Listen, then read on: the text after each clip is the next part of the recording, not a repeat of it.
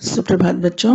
पाठ के अंतिम भाग यानी नन्ही बूंदें पाठ का ये अंतिम भाग है और इस भाग में हम प्रश्नोत्तर के बारे में चर्चा करेंगे। तो कुछ मौखिक प्रश्न इसमें दिया गया है कि पहला है, पाठ में किस ऋतु का वर्णन किया गया है। तो बड़ा आसान सा सवाल है। पाठ में वर्षा ऋतु का वर्णन किया गया है। वर्षा की बूंदों का आकार कैसा होता है? बहुत ही छोटा होता है। इसका उत्तर होगा, बूंदे एक दूसरे से क्या कहती हैं? बूंदे एक दूसरे से कहती हैं कि कभी भी अकेले नीचे मत उतरना। तो ये एक मौखिक प्रश्न था जिस पर कि ये आपका स्किल, इसमें हमने देखा कि आपको पाठ कितना समझ में आया। अब हम आते हैं लघुत्तरीय प्रश्न पर। पहला प्रश्न है, वर्षा ऋतु का आरंभ किस महीने में होता है? तो पाठ के पहले ही पंक्ति में दिया हुआ है इसका उत्तर, वर्षा ऋतु का आरंभ आषाढ़ महीने में होता है। अकेली एक बूंद क्या नहीं कर सकती? तो इसका उत्तर होगा बच्चों, अकेली एक बूंद जूही की कली का भी मुंह नहीं धो सकती, न ही मल्लिका के हृदय को भिगो सकती है। बूंद तुच्छता की क्या पहचान बताती है? बूंद तुच्छता की पहचान बताती है कि अगर हम अकेले एक बूंद अगर नीचे आकाश से नीचे उतरती है तो सूर्य की रोशनी उसे रास्ते में ही सुखाकर वाष्प बना देगी। तो अगला प्रश्न है, बूंद अपने साथ किसे आमंत्रित करती हैं?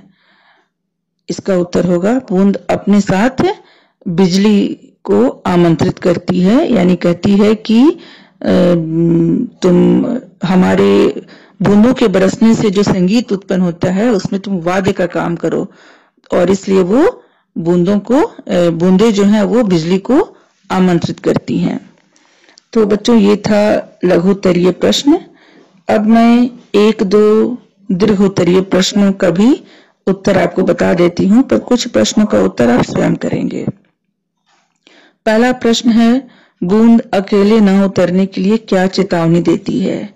बूंद अकेले न उतरने के लिए वो अपनी साथी बूंदों से कहती है कि तुम अकेले मत उतरना, क्योंकि एकता ही हमारा बल है, नहीं तो हमारा अस्तित्व कुछ भी नहीं है। अगर हम अकेले उतरे तो सूर्य की किरणें हमें रास्ते में ही सुखा देंगी, और लेकिन हम एक साथ अगर उतरते हैं, एक साथ बरसते हैं, तो पृथ्वी के प्राणों की रक्षा होगी और हम खेतों में अन्न उपजाएंगे, नदियों में नावें चलेंगी, यानी नदियां वर्षा के जल से भरपूर हो जाएंगी, वृक्ष पौधे भी लहलहा उठेंगे।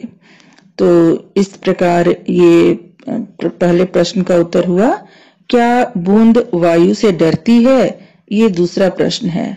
तो इसका उत्तर होगा कि बूंद वायु से नहीं डरती है, क्योंकि वायु तो उसके लिए घोड़े का काम करता है।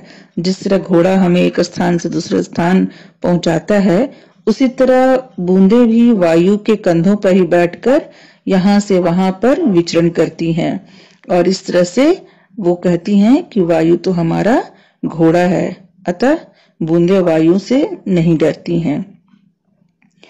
तीसरा प्रश्न है, बूंद बिजली से कहाँ गिरने और कहाँ ना गिरने को कहती हैं?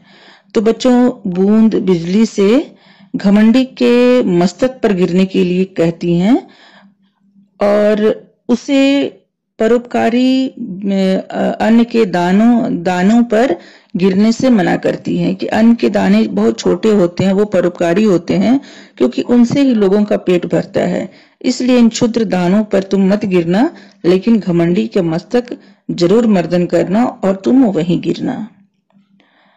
चौथा प्रश्न है, वर्षा से धरती कैसी बन जाती है? तो बच्चों, इस प्रश्न का उत्तर मैं चाहूंगी कि आप स्वयं दें। पाठ को ध्यान से पढ़ें, एक बार दो बार पढ़ें, आपको इसका उत्तर अवश्य मिल जाएगा।